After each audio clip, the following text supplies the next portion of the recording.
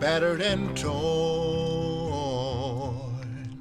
still I can see the light, tattered and torn,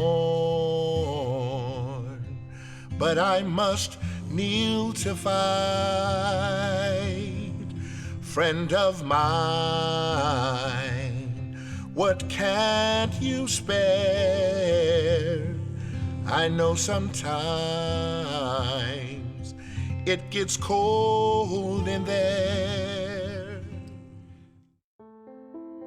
She was born in Austin and then grew up in Houston, and as a very small child, she had been burned. She spent several months in UTMB burn center as a toddler.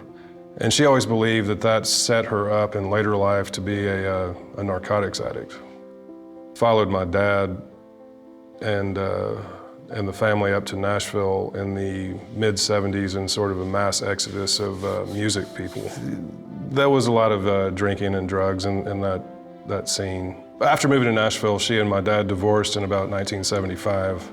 There was custody battles, and eventually she lost me, and then she remarried and moved back to San Antonio. There were times where she would be fighting with my stepfather in Nashville, and I would try to take her in, and she would manage to sneak drink every drop of alcohol that I had in the house.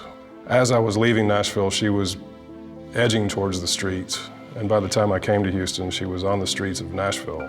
She didn't need to let shame destroy her life. She could not cope with her own feelings of having let her parents down, having let her children down, having let her spouses down.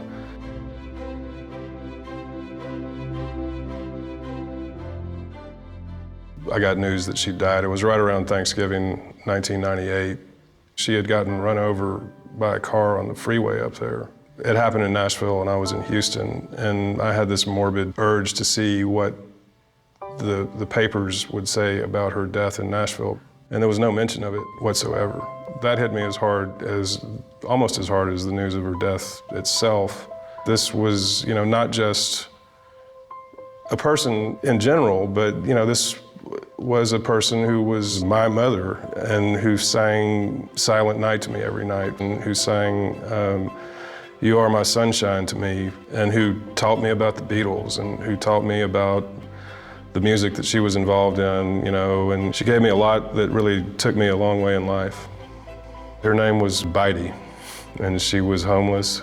She was a person. She was my mother, and she was not nameless. And when my legs no longer carry, and the warm wind chills my bones, I will reach for one who's caring, and I shall not walk alone.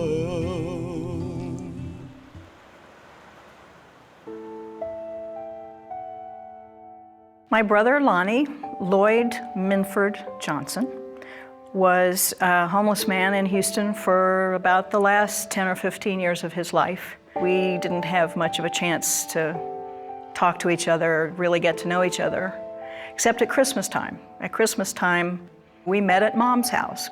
There were some events in his life that I think accelerated his movement toward homelessness. He battled alcoholism and went to the VA hospital a number of times for detox. And one of those times he stayed sober for 63 or 64 days. On one of those Christmas Day visits, for some reason started pelting him with questions. Those kinds of just, what's your life like kind of questions. So I got the idea to gather information from him through postcards. I would write one question on each postcard, put my address on the back, and then send them to him 4 or 5 at a time.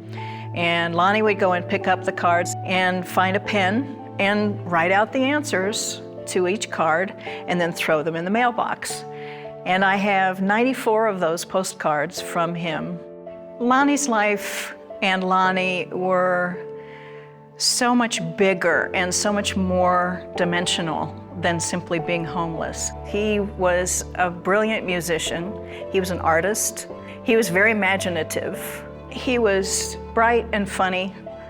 He was homeless, but he was not nameless. He was my brother, and his name was Lonnie. Two of my brothers became homeless about 15 years ago. Early drug use when they were in junior high school, they set the path towards homelessness. About 5 years ago, my other brother that was homeless died on the streets, and I thought that that would be enough to get my brother Frank out of homelessness, but it was not. It's excruciating to have a brother that's homeless. It makes me very sad. I was very young when I was adopted, 3.5 years old. I became his foster parent and then eventually adopted him. When my brother first became homeless, I had no idea what to do or where to turn, and just out of coincidence, my boss had volunteered with Search. There are a lot of negative connotations that are taught to us as children at a very early age. My work with Search Homeless Shelter changed that for me. I learned a certain respect for homeless people. I'm proud to call several homeless people my friends through Search, people that I enjoy seeing on a daily basis when I work there.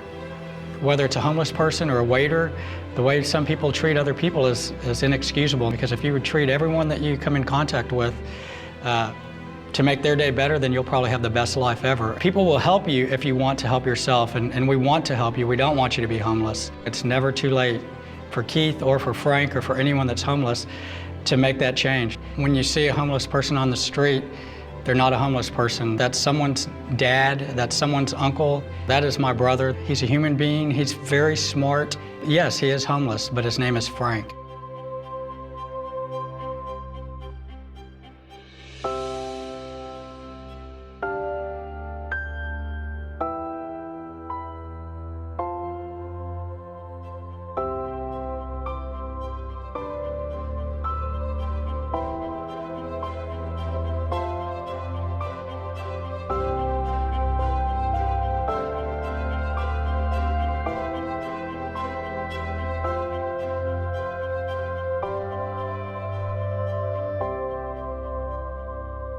When my legs no longer, when my legs can carry, and the warm wind chills my bones,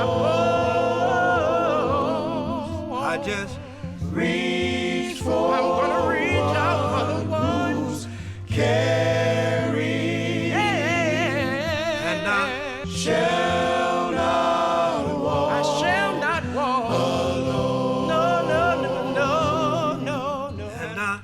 Yeah.